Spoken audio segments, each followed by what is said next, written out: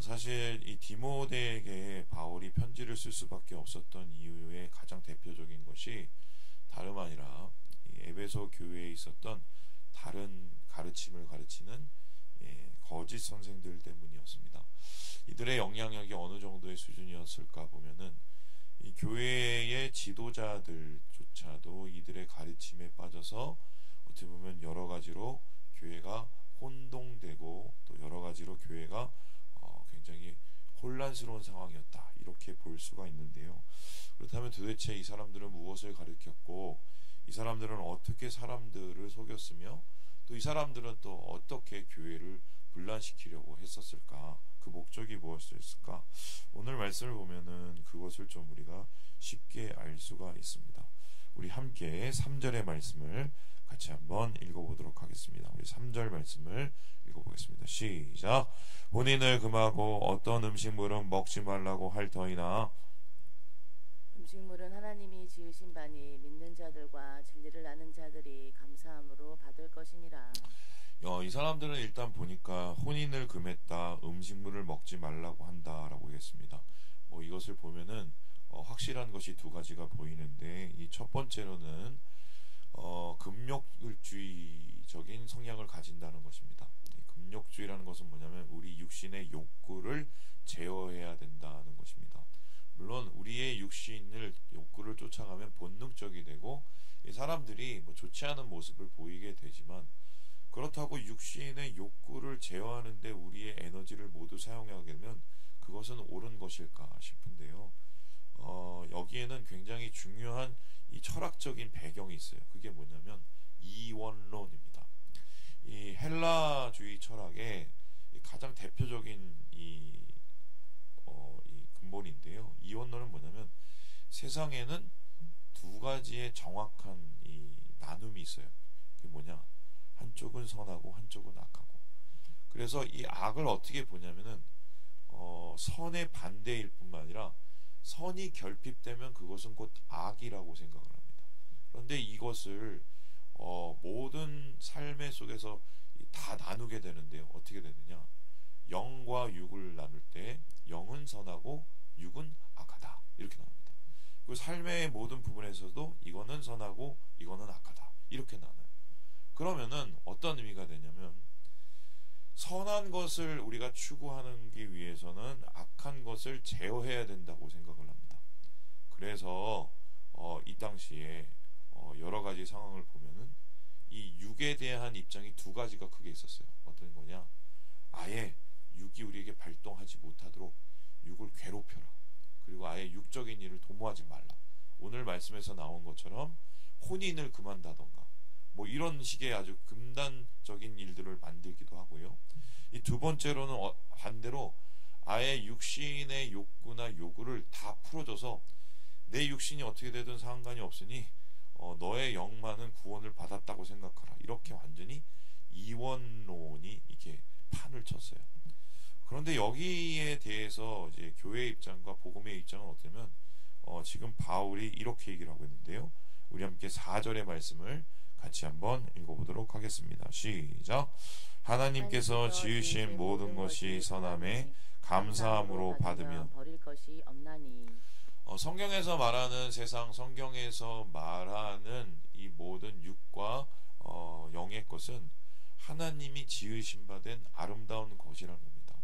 그러니까 이 세상 모든 것이 하나님이 지으신 바 된 것이 없다는 것입니다. 그렇다면은 하나님이 보시기에 선한 것, 하나님이 보시기에 악한 것이라는 건 결국 한 가지의 기준밖에 없어요. 뭐냐면은 죄예요. 이것을 내가 행동을 했었을 때 죄냐 아니냐가 그 기준이지, 이것을 하면은 이게 선이고 악이고 그 기준이 필요치가 않습니다. 그러면은 죄라는 기준은 무엇일까? 죄는 무엇일까 했었을 때, 죄를 하마르티아라는 이 헬라어 단어를 살펴보면 빗나가다라는 뜻인데요. 이것을 아주 쉽게 정리를 해보면 이렇습니다. 이걸 하면 하나님하고 관계에 문제가 생기고, 이걸 하면 하나님과 멀어지고, 이걸 하면 내 마음이 하나님으로부터 떠나고, 그러면 그것이 뭐예요? 죄입니다. 그러니까 어떤 사람에게 있어서 이거는 굉장히 모호할 수도 있지만 우리의 삶을 잘 살펴보면 돼요. 예를 들어서 우리나라가 다른 나라하고 다른 대표적인 이 죄라고 생각하는 것들이 있습니다. 그게 뭐냐면 우리나라 기독교에서 특별히 술, 담배를 금하고 있습니다. 자, 그럼 제가 좀 위험한 얘기를 해보겠습니다. 세계 기독교 중에, 세계 교회 중에 우리나라처럼 술, 담배 다 금하는 나라가 몇 퍼센트 정도 될 것 같아요?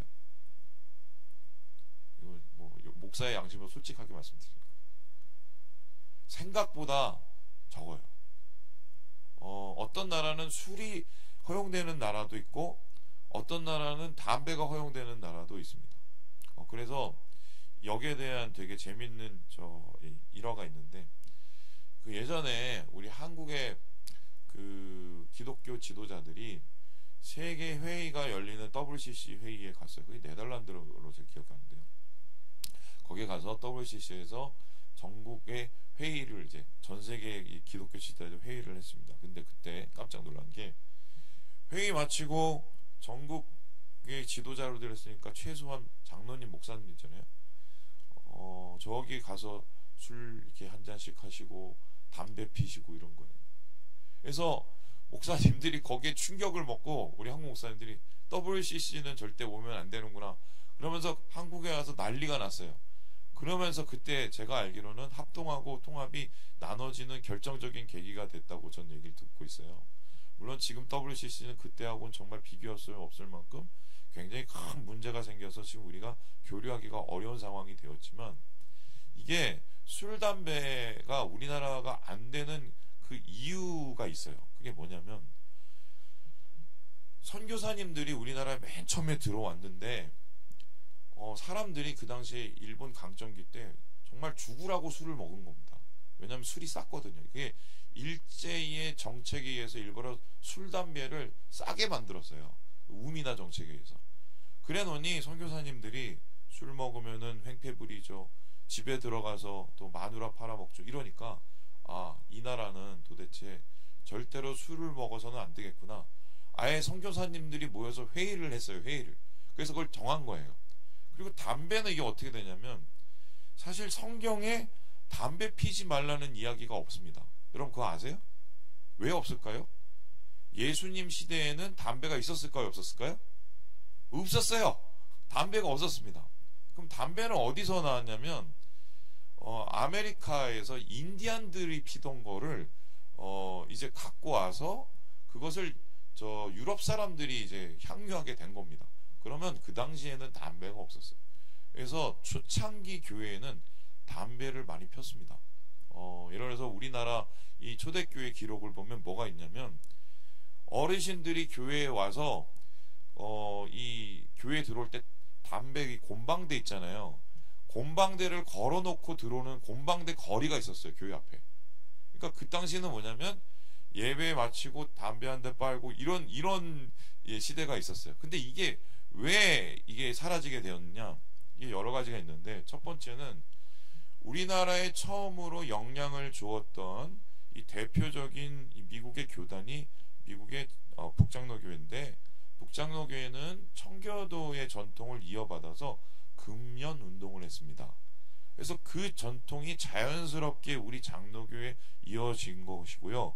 그리고 두 번째는 여기에 되게 더 중요한 게 있는데, 여러분 국채보상운동이라고 아십니까? 이거를 하신 분이 누구세요? 조만식 선생입니다. 참고로 조만식 선생님은 누구십니까? 장로님이세요.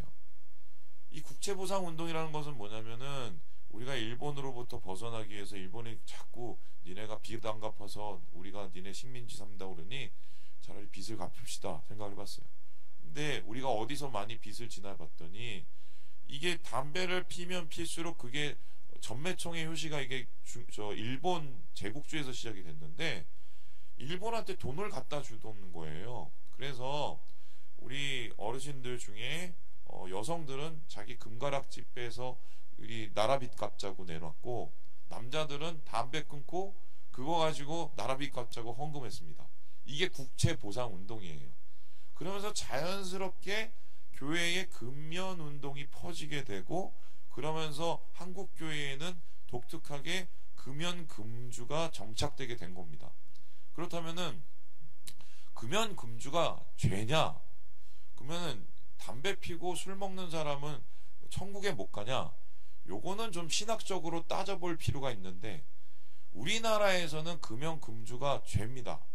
왜 죄일까요? 헌법상, 교회 헌법상 금연 금주가 적혀 있어요. 그러니까 여러분들이 세례를 받을 때 기억이 나시는지 모르겠지만 거기 읽었던 세례 교습서에 금연 금주라고 써 있습니다.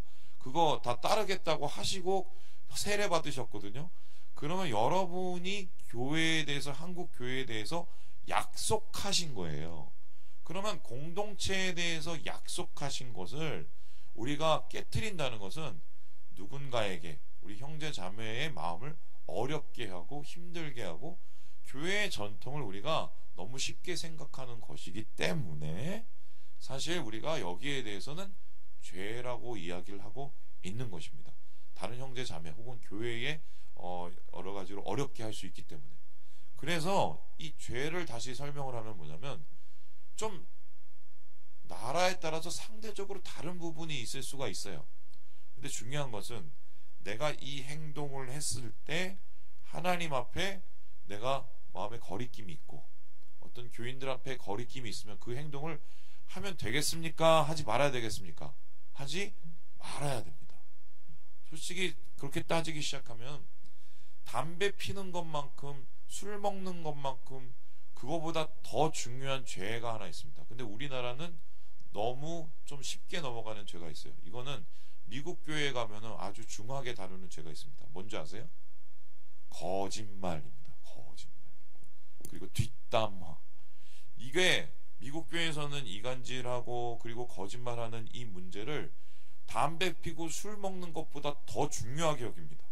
왜냐하면 그들의 사회에서 정직과 청결은 더 중요한 가치이기 때문인데요. 저는 이것은 또 한국에도 동일하게 적용된다고 보고요. 결국 그것을 통해서 하나님과 멀어지면 그건 죄라고 단냐고 우린 거기에 대해서 좀 멀어져야 되는 거죠. 그런데 이 다른 가르침을 가르쳤던 이 거짓 교사들은 아예 그런 개념이 없어요. 그냥 몸을 괴롭히면 내가 업그레이드 되고 내가 뭔가 달라진다, 이런 그냥 금욕에 빠진 겁니다. 이거는 분명히 나쁜 성향이라는 거예요. 이제 두 번째는 이 사람들이 또 뭘 가르쳤냐면요, 지나친 율법주의를 강조하게 됩니다. 이게 뭐냐, 여러분, 우리 기독교의 출발이 유대교입니다. 왜냐하면 예수님도 유대인이셨고 유대 교회 전통을 따라서 성전에서 예배를 드리시던 분이기 때문에 우리의 근원은 유대교예요. 유대교. 근데 유대교와 기독교는 지금 다르죠. 그런데 초창기에는 유대인들이 그리스도인이 됐습니다. 그러다 보니 문제가 뭐냐면 유대인의 전통인 율법도 지켜야 되고 그리스도인의 전통인 복음도 지켜야 되는 상당히 애매모호한 지점에 이제 도달하게 된 거예요.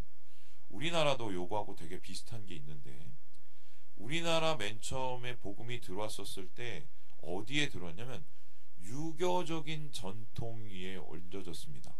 특별히 이제 강화도에 가보시면 강화도에 처음으로 교회가 들어온 자리가 있습니다.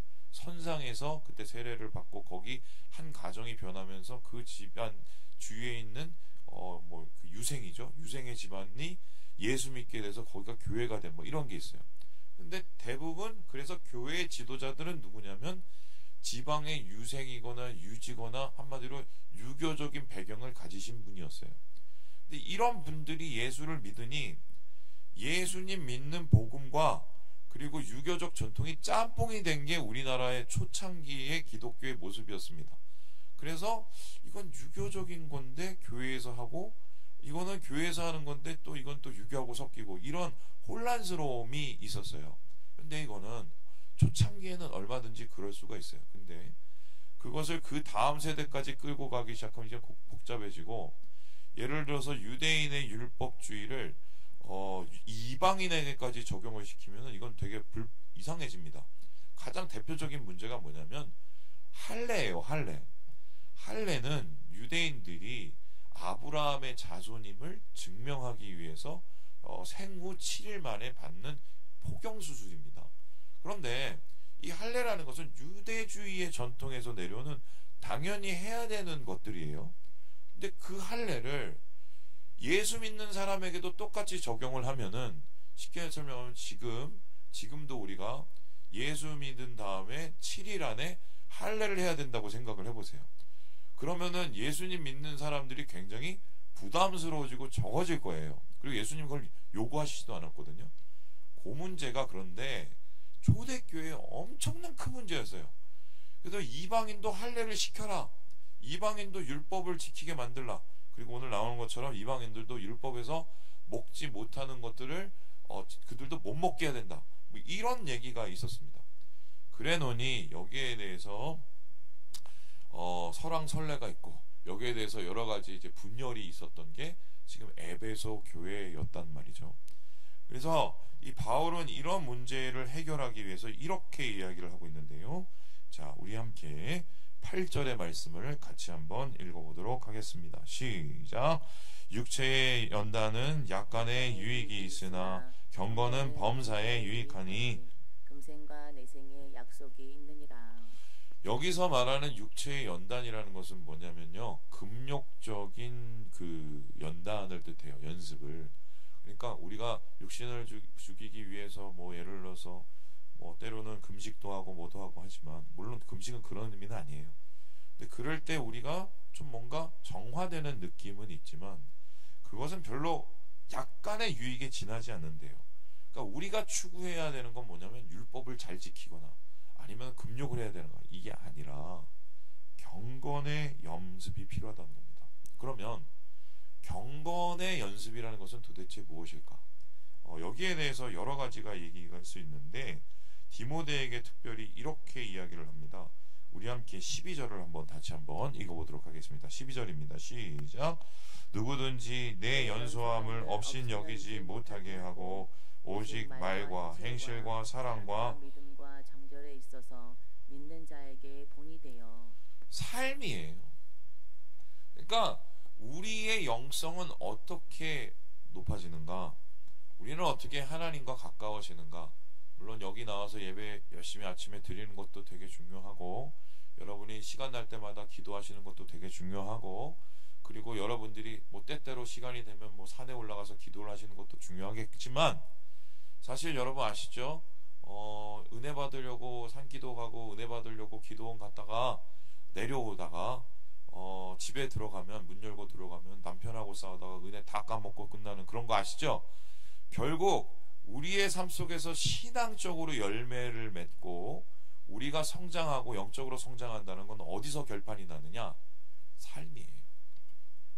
삶 속에서 내가 어떻게 하나님과 동행하느냐, 삶 속에서 내가 어떻게 하나님과 가까워지느냐, 삶 속에서 내가 어떻게 주님의 말씀에 의지하느냐, 요겁니다.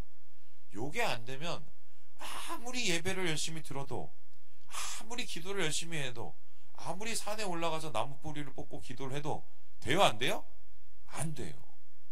우리가 기도를 하는 이유가 뭡니까? 예배를 드리는 이유가 뭡니까? 우리가 함께 교제를 하는 이유가 뭡니까? 잘 살려고 그러는 겁니다. 잘 살려고. 사실 우리가 주일날 예배를 드리는데요, 보통 분들은 어떻게 생각을 하시냐면은 일주일을 대충 살다가 토요일날 주님 잘못했어요, 내일 봬요, 내일 만나요 이러면서 주일날 가서 예배 드리고, 주일날 문 열고 나가서 이제 끝났다, 내 할 게 있으니 저 세상에 나가서 살아야지, 이렇게 생각을 하죠. 이런 삶을 어떻게 하냐면, 이거는 이제 월요일이 시작인 삶입니다. 무슨 소리냐? 월, 화, 수, 목, 금, 토, 주일, 이렇게 사시는 분들이 있어요. 뭐냐면 월요일 날에 막 내 맘대로 살다가 주일날 가까우면 불안해갖고 주일 날에 대충 땡치고 하나님 결산, 그리고 월요일. 그런데 우리는 월, 화, 수, 목, 금, 토, 주일이 아니라 정확하게 따지면 뭐예요? 주일, 월, 화, 수, 목, 금, 토예요. 왜 그렇습니까? 주일날 예배를 드리는 이유는 월요일부터 잘 살려고 드리는 거예요. 주일은 내가 한 주를 출발하는 삶의 시작을 되는 그 첫날인 거예요. 내가 주님 안에서 지난 한 주를 돌아보기도 해야 되지만, 새롭게 한 주를 주님과 함께 동행하고 내가 잘못한 것 있으면 다시 시작하기 위해서 예배를 드리는 겁니다. 그래 놓으니 우리가 함께 모여서 교제를 하죠. 왜요? 서로 위로해주고 힘내라고 격려해주고 우리 다시 잘해보자고 얘기해주고 이러기 위해서 주일날에 우리가 모여서 예배를 드리는 거예요. 그렇다면은 결국 우리가 하나님 안에서 우리의 삶이 열매를 맺고 우리의 삶이 성장하는 것은 교회 예배당이 아니라 어디가 돼야 돼요? 여러분의 죄송해요 집구석, 거기가 바로 우리가 성장하고 예수를 깊이 만나야 되는 바로 그 장소라는 겁니다. 그게 안 되면 항상 노름묵입니다. 신앙은 자라질 않아요. 신앙은 제가 항상 얘기하지만 주일날 예배당 문 열고 나갈 때부터 진짜인 거예요. 거기서부터 주님이 가까이 계셔야 우리의 삶이 성장하게 된다. 그래서 지금 이러한 나눠진 이원론으로부터 벗어나고 율법주의로부터 벗어나서 경건으로 우리의 삶을 살도록 지금 디모데에게 얘기하고 있는 이제 바울의 얘기를 듣게 됩니다. 자, 그렇다면 오늘 말씀 속에서 우리가 찾게 되는 교훈을 우리가 한마디로 표현하면 뭘까? 다른 것 말고 여러분 삶 속에서 딱 요거 한마디만 하시면 됩니다. 뭐냐면 하나님 어떻게 할까요? 우리 따라해볼까요? 하나님 어떻게 할까요? 요거로만 하세요. 요거만. 여러분의 삶이 굉장히 많이 바뀔 거예요. 하나님 어떻게 할까요? 하나님 어떻게 말할까요? 하나님 어디로 갈까요? 그거 한마디 물어보는 것 차이가 우리의 신앙의 이 획기적인 변화를 업그레이드를 시켜요. 그래서 오늘은 집에 가시면 꼭 한번 해보세요. 하나님 어떻게 할까요? 하나님 저 인간 어떻게 할까요? 하나님 이거 어떻게 할까요? 이 문제 어떻게 할까요? 그거를 물어보시고 주님께서 답을 찾아내시는 바로 거기가 하나님이 역사하시는 곳이다. 네, 주님의 은혜로 이러한 경건에 이르는 연습을 하시고 하나님의 큰 열매를 누리시는 사랑하는 우리 모든 형제 자매들 되시길 주님의 이름으로 축원합니다.